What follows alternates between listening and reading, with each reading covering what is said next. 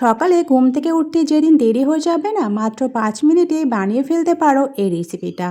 মাকাবেলা বা পুর তৈরি করার কোনো ঝামেলা নেই, আর এটা খাওয়ার জন্য কোনো রকম সবজি বা তরকারিও লাগবে না। চলো দেখে নেওয়া যাক আজকে এই চটজলদি জল খাওয়ার বা টিফিন রেসিপিটা। আসসালামু আলাইকুম বন্ধুরা, আশা করছি তোমরা সকলেই ভালো আছো, আর আল্লাহর অসীম রহমতে আমরাও খুব ভালো আছি। তো আজকেকার এই জলখাবার বা টিফিন রেসিপিটা তোমাদের ভীষণ ভালো লাগবে। আর ভিডিওটা শুরু করার আগে ছোট্ট একটা লাইক দিয়ে শুরু করো। আশা করছি তোমরা স্কিপ করে দেখবে না। তো একটা টিফিন তোমাদেরকে কেটে দেখাচ্ছি, ছিঁড়ে দেখতে পাচ্ছ কতটা স্পঞ্জি নরম হয়েছে, আর খেতে কিন্তু ভীষণ মজাদার। দেখতে যেরকম সুন্দর হয়েছে, খেতেও কিন্তু সেরকমই লোভনীয় হয়েছে।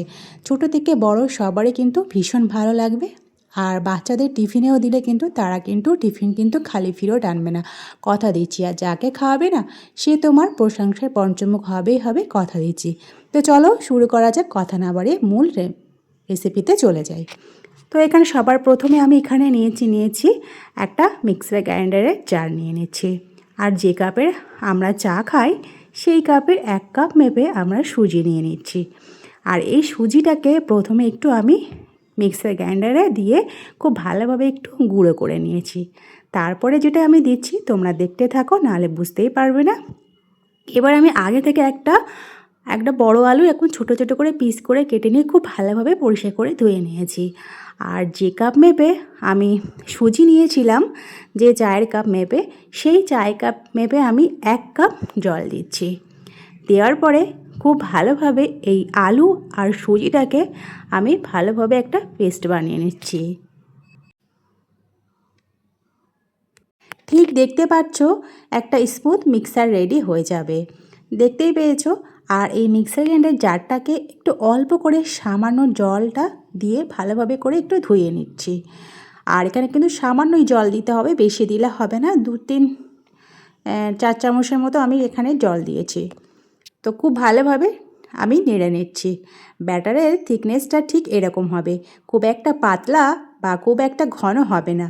এবার এখানে অল্প অল্প করে কিছু সবজির উপকরণ আমি দিয়ে দিচ্ছি। তো বন্ধুরা, আজকের রেসিপিটা তোমাদের যদি ভালো লেগে থাকে, যারা নতুন আমার চ্যানেলে, তারপর তোমাদেরকে আমি সাবস্ক্রাইব করার জন্য অনুরোধ রইল। তো সবার প্রথমে এখানে 4টে কাঁচা লঙ্কা কুচি দিয়ে দিয়েছি, আর একটা বড় সাইজের পেঁয়াজ ছোটো ছোটো কুচি করে নিয়েছিলাম, সেই পেঁয়াজ কুচিটা দিয়ে দিয়েছি। আর এখানে টমেটো কুচি দিয়েছি।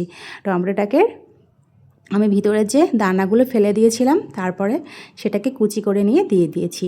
একটা গাজর, মাঝারি সাইজের গাজর দিয়ে দিয়েছি। 1 চামচের মতো জিরা দিয়েছি, গোটা জিরা। স্বাদ মতো লবণ দিলাম, আর বেশ কিছুটা ফ্রেশ ধনিয়া পাতা কুচি দিয়ে দিয়েছি।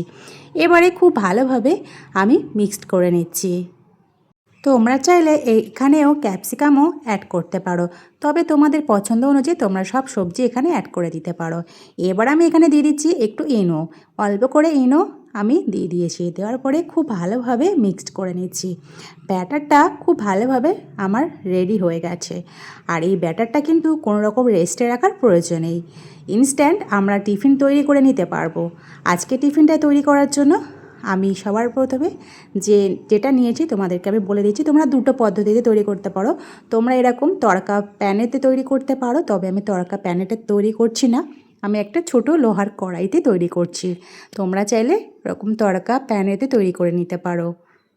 এবার আমি একটু তেল দিয়ে দিয়েছি, তেলটা কিন্তু খুব ভালোভাবে গরম করে নিয়েছি। আর 2 হাতা মতো আমি এখানে ব্যাটারটা দিয়ে দিয়েছি। দেওয়ার পরে গ্যাসের ফ্লেমটা একদম স্লোতে দিয়ে ঢাকনা চাপা দিয়ে 3 মিনিটের মতো রেখে দেবো। 3 মিনিট পর ফিরে এলাম বন্ধুরা। 3 মিনিটে দেখতে পাচ্ছ উপরেরটা কিন্তু একটু ড্রাই মতো হয়ে গেছে।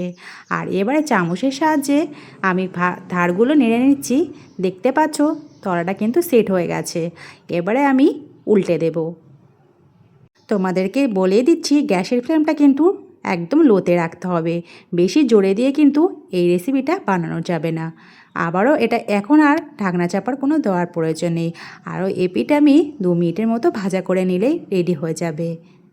আজকে আমার রেসিপিটা সুজি আর সবজি দিয়ে প্যানকেক। দেখতে যতটা লোভনীয়, খেতেও কিন্তু ততটাই সুস্বাদু হয়। আর এগুলো খাওয়ার জন্য আলাদা করে কোনো সবজি বা তরকারি প্রয়োজন পড়বে না। বন্ধুরা আমার এই রেসিপিটা কেমন লাগলো কমেন্টে কিন্তু জানাতে ভুলবে না, লাইক করো, প্রয়োজনে শেয়ার করো বন্ধুদের কাছে। তো আজকে এই পর্যন্ত, বন্ধুরা সুস্থ থেকো, ভালো থেকো, খোদা হাফেজ।